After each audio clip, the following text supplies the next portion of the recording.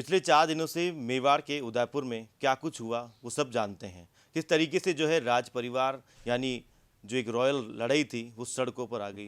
किस तरीके से आप देखिए कि बैरिकेडिंग तोड़े गए, पत्थरबाजियां हुई, बोतलें फेंकी गई, उसके अलावा आरोप प्रत्यारोप बयानबाजी जो आज तक कभी मेवाड़ ने नहीं सोचा होगा वो सब कुछ हुआ और वो भी बीच चौराहे पर हुआ। और अब उन सभी सवालों के साथ में मैं मौजूद हूँ राजमहल में, जहाँ पर मेरे साथ में हैं डॉक्टर लक्षराज सिंह मेवाड़। सर, मैं सीधा सा सवाल आपसे करना चाहूँगा।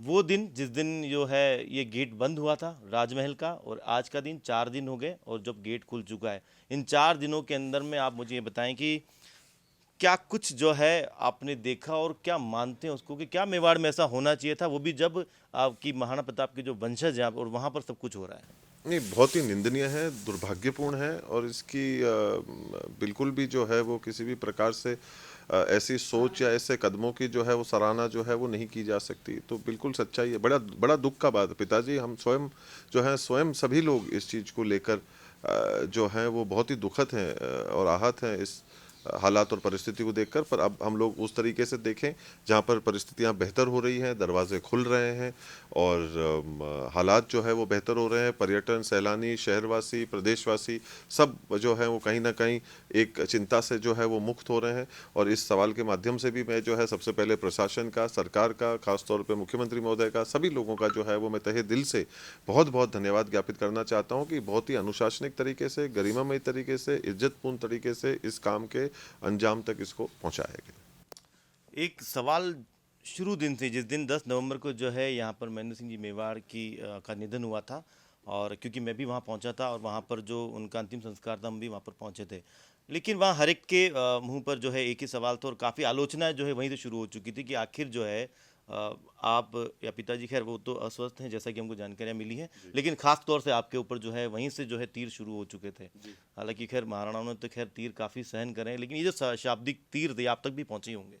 नहीं जी, बिल्कुल। देखिए, मेरे को लगा नहीं था कि कभी भी मेरे को इस बात की पुष्टि करनी पड़ेगी या इसके ऊपर कभी कोई है जो वो बात आएगी, क्योंकि मैंने यही सोचा था कि ये बात मेरे तक ही ख़त्म हो जाएगी और वहीं इस चीज़ का ख़त्म हो जाना बेहतर रहेगा।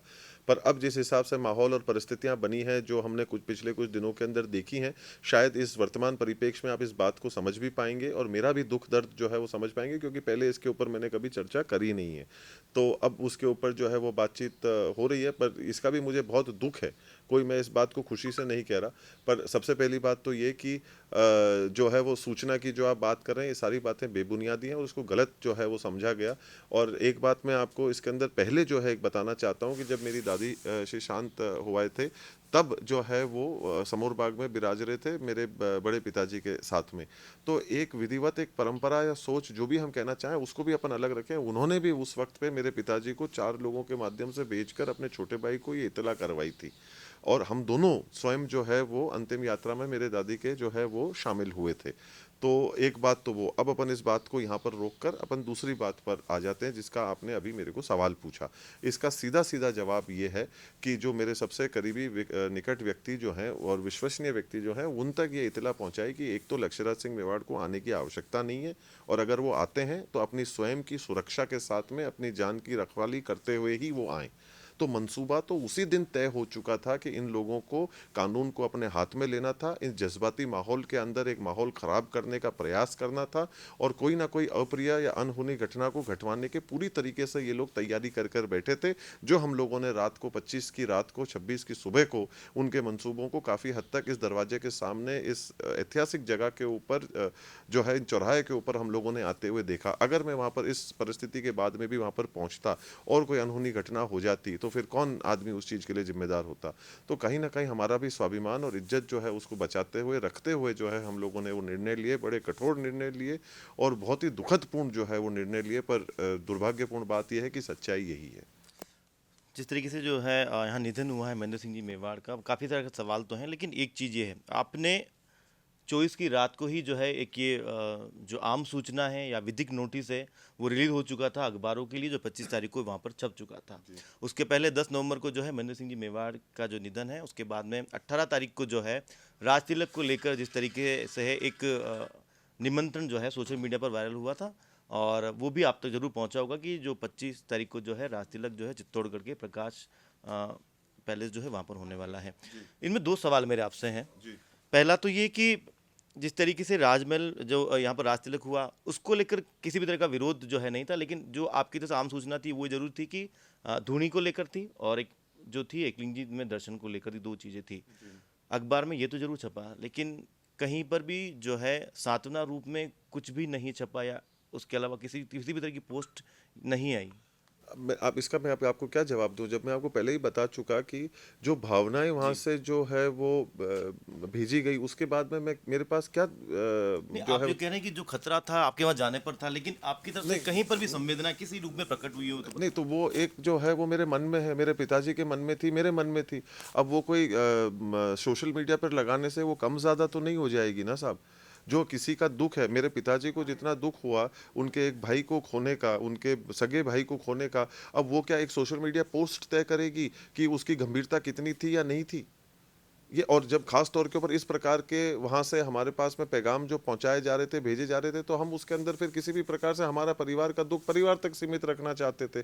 हम उसको किसी भी प्रकार से सार्वजनिक, हमारे को दिखावा, ढोंग, पाखंड जो है वो हम लोगों को नहीं करना था कि ऐसी बात है या वैसी बात है। जो एक दुख था या जो कोई बात थी, जब वहां से हमारे पास में किसी प्रकार की कोई सूचना आ गई थी, सब लोग मेरे पिताश्री से, मेरे हमारे व्यवहार से बहुत अच्छी तरह से वाकिफ हैं। पिछले 40 वर्षों के अंदर, 50 वर्षों के अंदर पिताजी ने क्या काम किया है उदयपुर के लिए, किस मुकाम तक पहुंचाने का कोई कार्य किया है, और वो किस प्रकार के और किस स्वभाव के व्यक्ति हैं, वो सब हम लोग एक अच्छी तरह से वाकिफ हैं। तो जब ये चीज़ थी तो फिर हम लोगों ने भी उस समय पे इसको जो है वो थामने का जो है वो प्रयास किया कि ठीक है, अगर ऐसी बात है, और बाकी पूरी इच्छा थी इस प्रकार से सारी चीज़ों को करने की या पहुंचाने की, संदेश देने की सारी इच्छा थी। फिर इस सारी चीज़ों को सुनने के बाद में, आहत होने के बाद में, फिर सारे निर्णय जो है वो बदले और फिर उसको वहीं रोक दिया गया। आपने जो है अपनी पहली जब प्रेस कॉन्फ्रेंस की थी मीडिया के सामने, इस पूरे बवाल के बाद, इस मुद्दे के बाद में, आपने एक बात कही थी कि वो 40 साल पुराना जो दर्द था, जिस तरीके से जो है मेरे पिताजी के साथ और मेरी बहनों के साथ में जो है बिल्कुल उनकी जान पे बनाई थी, और वही चीज़ बिल्कुल मेरे ऊपर भी आन पड़ी थी। क्या था वो दर्द जो है आपको, जिसको सोचकर आप सिर उठे एकदम से? देखिए, उस समय पे, उस दौर के अंदर लोग तलवारें लेकर, हथियार लेकर, बंदूकें लेकर जो है वो यहाँ पर घुस चुके थे, जिसके अंदर मेरे पिताश्री और मेरी दोनों बहनें 10 और 6 साल की उम्र थी उन लोगों की, जो अपनी जान को जो है वो बचाते हुए वहाँ से जो है वो निकले हैं। और अभी भी इस दरमियान, इस दौर में भी जो है वो मेरी छोटी बहन से जो विदेश में है उनसे बात हो रही थी, वो पल पल जो है वो उन्हीं दृश्यों को याद कर रही थी और मुझे कह रही थी कि तुम अपने आप को सुरक्षित रखो और ध्यान रखो अपना, क्योंकि ये काम पहले भी जो है वो हो चुके हैं। इसी अंदेशे के अंतर्गत हम लोगों ने नोटिसेस, जानकारियाँ, चिट्ठी जो है सरकारों को, प्रशासन को सही समय के ऊपर जो है उनको ये उपलब्ध कराई थी, क्योंकि हमारे को ये शंका थी कि इस प्रकार से कोई कार्य या अनहोनी घटना होने का प्रयास किया जा सकता है, षड्यंत्र जो है वो रचा जा सकता है और गुंडागर्दी कर कर कुछ प्रवेश करने का प्रयास हो सकता है। और एक बात मैं आपको बिल्कुल दुरुस्त कर देना चाहता हूँ कि जो एकलिंग जी मंदिर की आपने बात करी, एकलिंग जी मंदिर हजारों वर्षों से जो है वहाँ पर पूजा अर्चना और दर्शन लोग जो है वो करते हुए आ रहे हैं। किसी के भी दर्शन रोकने की कहीं तक, दूर दूर तक जो है वो ना इच्छा थी। अनधिकृत व्यक्तियों को जो है वो हम लोग कहना चाहते थे कि किसी भी प्रकार से लोग वहाँ पर गुंडागर्दी नहीं बचाए, वहाँ के नियम कायदे कानून को जो है वो नहीं तोड़ें और कानून को किसी भी प्रकार से हाथ में ना लें। और जो है वो दर्शन जो है कोई प्रदर्शन का विषय नहीं है, एक भावना का विषय है। तो हम वहाँ पर दर्शन की भावना से जो है वो जाएं। और दूसरी बात ये भी आती है कि 38 साल तक तो हमने एकलिंगनाथ के दर्शन नहीं करे, और अब अचानक हमारे को पिछले कुछ चंद वर्षों के अंदर भोलेनाथ भी जो है वो याद आ गए, हमको सारी चीज़ें जो है वो याद आ जाती है। तो ये सारी कोई चीज़ें जो है वो बैठती नहीं है, इसके अंदर सीधी सीधी जो है वो षड्यंत्र की जो है वो बू आती है और शक्ति प्रदर्शन की जो है वो हमारे को इसके अंदर सीधे तौर के ऊपर जो दृश्य है जो सामने आते हैं, जो सब लोगों ने जो देखा, हज़ारों लोगों को लेकर कौन व्यक्ति 5 से 6 घंटे तक एक जगह के ऊपर डटा रहा और बैठा रहा, इतने लोगों को लेकर, तो उनका मंसूबा, उनकी सोच, उनकी चाह क्या थी, वो बिल्कुल स्पष्ट होती है। यानी आप ये कहना चाहते हैं कि आपदा में भी यहाँ पर अवसर ढूंढा गया? बेशक, और लोगों के जज्बातों के साथ में और भावनाओं के साथ में पूर्ण रूप से उसके अंदर खेला गया। महाराणा प्रताप का जो है जीवन जिस तरीके से बीता है, जो दृढ़ राख था कि धर्म को ते ही राखे करता है, यानी जो धर्म की रक्षा करेगा धर्म उसकी रक्षा करेगा। इन 4 दिनों के अंदर आपके जो भी जवाब आए हैं, आपने कहा कि कानूनन रूप से जो होगा वो मान्य होगा, उसके अलावा अगर चाहे कुछ भी हो जाए वो मान्य नहीं होगा। इस पूरे घटनाक्रम के अंदर धर्म, संस्कृति, रीति रिवाज, परंपराएं क्या जो है वो ज़्यादा प्रबल रही, या जो कानूनी जो पक्ष है वो ज़्यादा प्रबल मानते हैं आप उसको? तो इसका सवाल का जवाब तो आप ही बेहतर दे पाएंगे, पर आप क्या क्या कहना चाहते हैं कि अगर कानूनी रूप नहीं हो तो गुंडागर्दी सही है? आप किसी के दरवाजे के ऊपर जो है हजारों लोगों को लेकर वहां पर प्रवेश करने का प्रयास करते हैं, तो आप क्या इस चीज को भी सही मानते हैं? आपकी जब पहले किसी से अगर कोई वार्ता चल रही है या नहीं चल रही है, वो कहीं पहुंच रही है या नहीं पहुंच रही है, तो इसका मतलब यह है कि आप उस बातों को लेकर अपने खुद के घमंड और गुरूर की वजह से आप उनको सड़कों के ऊपर लेकर उसके ऊपर जज्बातों का जो है वो ईंधन भर के आप जो है उनका नाजायज फायदा उठाते हुए गुंडागर्दी करेंगे। तो आप ये इस बात को जायज मानते हैं? ये कहाँ का नियम है? ये कहाँ का तरीका है? और हम तो शुरू से कह रहे हैं कि हर वो बात सुनी जाती है जो सलीके से कही जाती है, पर कहे तो सही। और जब उसके बाद में भी एक समन्वय बैठा और जब 5 लोगों की अनुमति दी गई, उसके बाद में भी हम लोगों ने जो है वो गुंडागर्दी करने से हम बाज नहीं आए। पुलिस को कितना जाप्ता लगाना पड़ा उस गुंडागर्दी को रोकने के लिए। तो आज की तारीख के अंदर अगर आप एक जनप्रतिनिधि हैं, एक चुने हुए पद के ऊपर बैठे हैं, एक जिम्मेदार पद के ऊपर आप बैठे हैं, तो क्या आपके ये जनता आपके नियंत्रण में नहीं? क्या आप इनको एक अनुशासनित तरीके से, गरिमामयी तरीके से उनको आप किसी बात को नहीं कह सकते हैं? या मुझे ये लग रहा है कि आपको इस गुंडागर्दी से स्वाद आ रहा है, आपको बड़ा अच्छा लग रहा है कि अरे ये देखो ऐसी चीज हो रही है जो मतलब एक बिल्कुल ही नायाब नई और उनको जो है वो मुतासिर करने वाली हरकतें जो लग रही है, जिसको कोई भी व्यक्ति विशेष, कोई भी सभ्य व्यक्ति जो है उसको पसंद नहीं कर रहा है। और अगर आपका ऐसा सोच और वो थी, तो 5 लोग बिना हल्लड़ हुल्लड़ करे, बिना ये गंद मचाए इस काम को और इसको अंजाम तक जो है वो बहुत आसानी से पहुंचाया जा सकता था।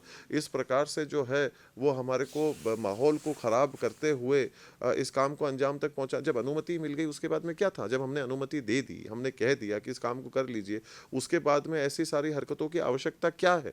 सारे इतने सारे लोगों को, शहरवासियों को, प्रदेश के अंदर, प्रशासन के अंदर सब लोगों को इस तरीके से परेशान करने का क्या जो है वो उद्देश्य था? इसके पीछे क्या दर्शन का उद्देश्य था? इसलिए हम कहते हैं कि बेवजह हिंसा के जो है प्रशंसक हम भी नहीं है, पर ये समझ ले दुनिया कि हम भी नपुंसक नहीं है। तब इस बात को मैंने कहा गया था और लोगों को समझना पड़ेगा कि जो है वो दर्शन जो है कोई प्रदर्शन का विषय नहीं है साहब। तो ये थे डॉक्टर लक्षराज सिंह मेवाड़। आपने सुना इनको कितनी बेबाकी से जो है इन्होंने सभी सवालों के जवाब दिए। जिस तरीके से उन्होंने अभी एक जो चंद लाइनें कही है उस पर मुझे वसीम बरेलवी की जो है कुछ पंक्तियां याद यहाँ पर आती है कि कहते हैं कि वो मेरे घर नहीं आता, मैं उसके घर नहीं जाता, लेकिन इन एहतियातों से ताल्लुक मर तो नहीं जाता। जो भी है अच्छे बुरे रिश्ते सब यहीं के, कोई साथ इसको किसी को दुनिया के लेकर नहीं जाता। ये आंसू मोहब्बत के हैं, इन्हें आंखों में ही रहने दो। शरीफों के घर का मसला यूं बाहर नहीं जाता, लेकिन पूरी दुनिया ने यहाँ पर देखा कि जो मसला था वो किस तरीके से बाहर आया। लेकिन जहाँ से भी कमियाँ रही हो, यहाँ पर जो भी रही हो, लेकिन हम हमेशा ये चाहते हैं कि जो उदयपुर है, जो मेवाड़ है, उसकी जो छवि है, जो यहाँ का जो इतिहास रहा है, वो हमेशा सिरमौर रहे, ऊपर रहे। और अगर इस तरह की कोई चीज़ें हैं तो उनको मिल बैठ के सुलटा लिया जाए। कैमरा जर्नलिस्ट जमाल खान के साथ रवि मल्होत्रा, उदयपुर।